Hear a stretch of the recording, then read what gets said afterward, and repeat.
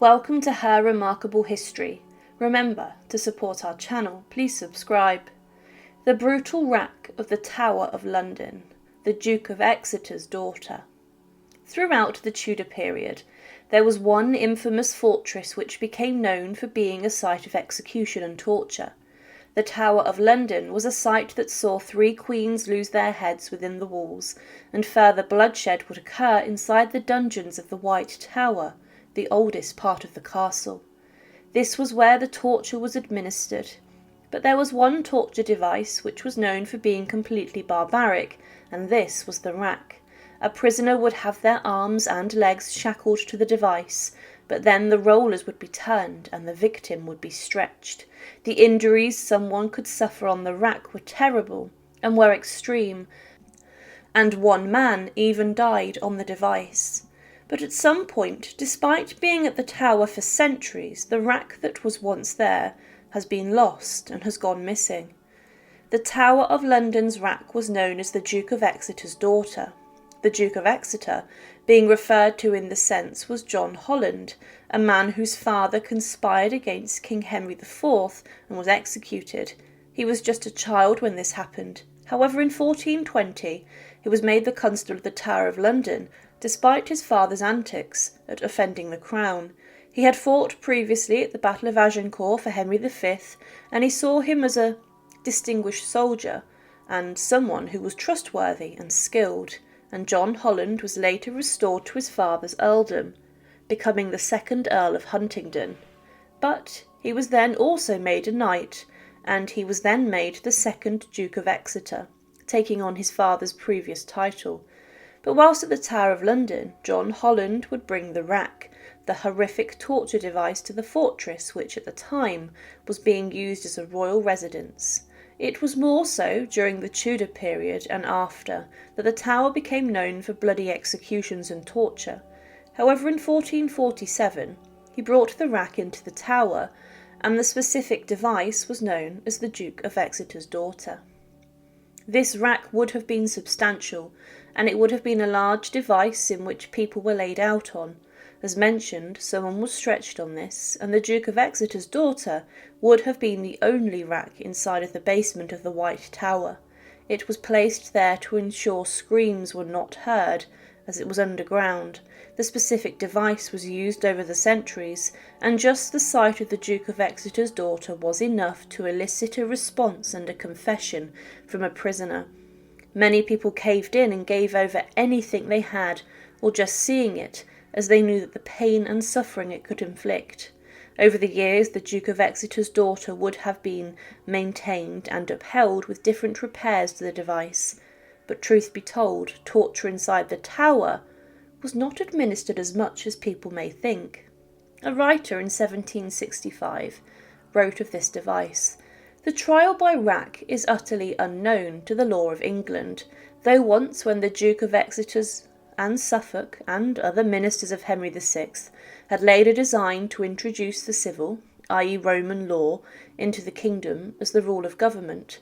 For a beginning thereof they erected a rack for torture, which was called in the derision the Duke of Exeter's daughter, and still remains in the Tower of London, where in Queen Elizabeth's reign it was used as an engine of state, not of law, more than once. But when, in the reign of Charles I, upon the assassination of John Villiers, the 1st Duke of Buckingham, by John Felton, it was proposed in the Privy Council to put the assassin to the rack in order to discover his accomplices.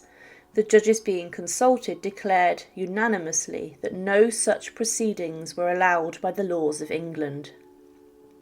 But 2 of the most infamous uses of the Duke of Exeter's daughter's rack came inside the Tudor period, but they were both horrifically brutal.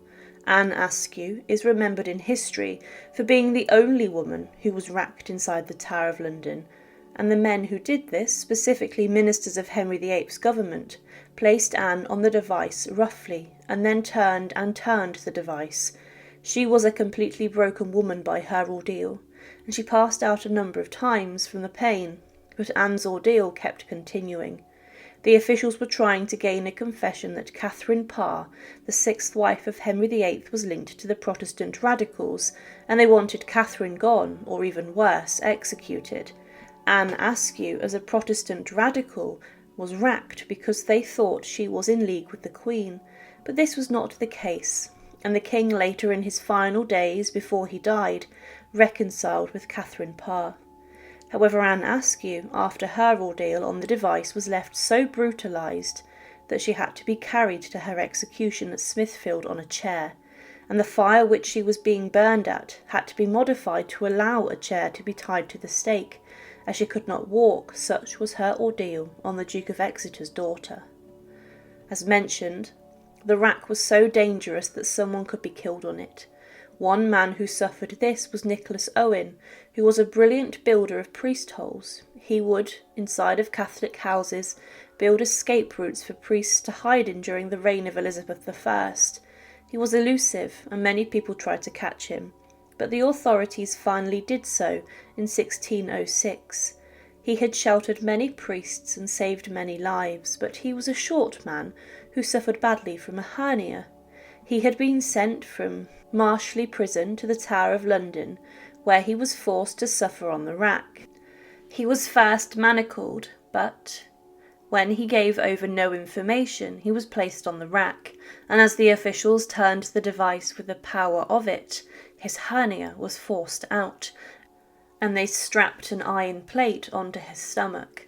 But this didn't do anything except cause his death, as the hernia burst under the strain, and then in the night of the 1st and 2nd of March 1606 he died. He was referred to by another Catholic priest as, "I verily think no man can be said to have done more good of all those who laboured in the English vineyard. He was the immediate occasion of saving the lives of many hundreds of persons, both ecclesiastical and secular." However, today, the exact rack that existed at the Tower of London is not on display, or has been lost to time. At some point, as the torture stopped, it was dismantled, and it's believed it was then taken away and could have even been burned. This means that a site of great horror, and a place where people even died upon, was simply thrown away, and this would today have been a very important historic artefact.